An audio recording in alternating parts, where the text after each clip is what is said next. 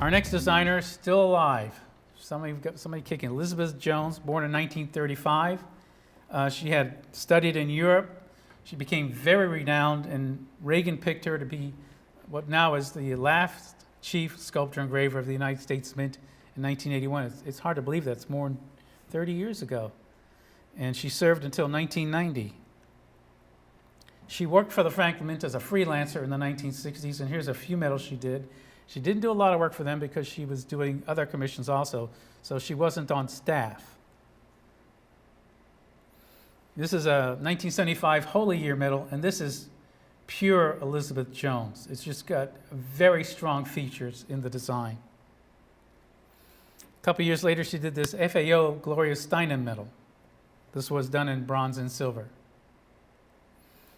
The first thing she did for the U.S. Mint was the Reagan presidential medal, and this is just so totally different from anything else by the U.S. Mint.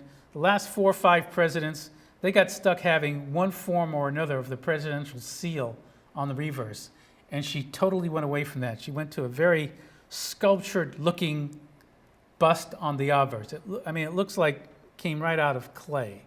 You know, she didn't try to smooth this out. She didn't try to beautify it. Of course, she got to inaugurate the modern era of United States commemorative coins with this gorgeous George Washington commemorative $50, and it's perfectly designed for the size of the coin. It's too much for a nickel size, it's maybe too little for a dollar size, but on a $50, it just works beautifully. It's a gorgeous piece. Of course, throughout the 1980s, she got to do bits and pieces of other Olympic coins. This is the Discus thrower from 1983. From 1986, she did the $5 gold. 1988, she did the obverse of the Olympic $5 gold. And Marcel Jovin did the reverse, and I'll be covering him sooner in this presentation. This is a freelance medal she did for the Nelson Rockefeller Public Service Award. And again, it has that very chiseled look to the face. In 1997, she got to do voiceover narration for a 1929 silent film that was made by the Medallic art company about Laura Garden Frazier. The film stayed in vaults and was totally forgotten for almost a 70-year period.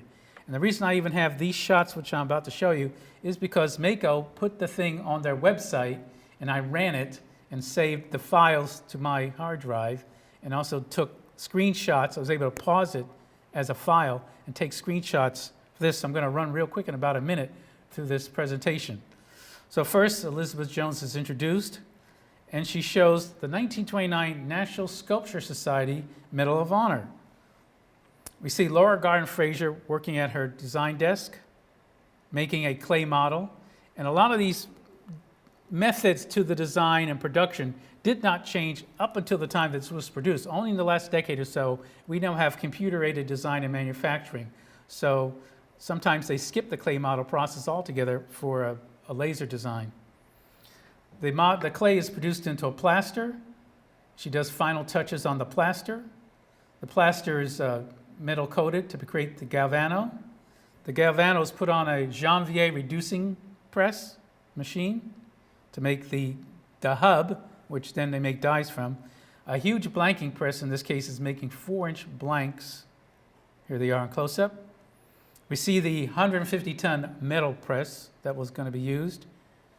So the blank is inserted by hand into the press, and the first strike is made, is examined, and of course, metals require multiple striking, so the metal would be annealed. Now, in this case, this is for effect. They're showing the metal being annealed by torch. Mako had annealing ovens just like the U.S. Mint, so they would put a rack of metals or a tray of metals in the annealing oven. They wouldn't take one at a time and torch them. I think they just did this for the film. So it's put in again and then re-annealed as much as it takes to strike it up. Then the fully struck metal is examined. The edges are ground down to be fully round.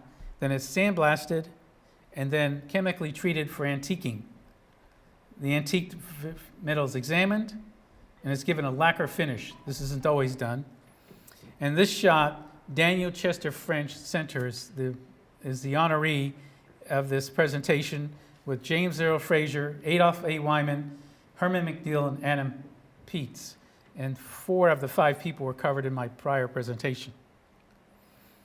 One of her last U.S. coins was the 2001 Capitol Visitor Center, which she did some years after retiring from the Mint.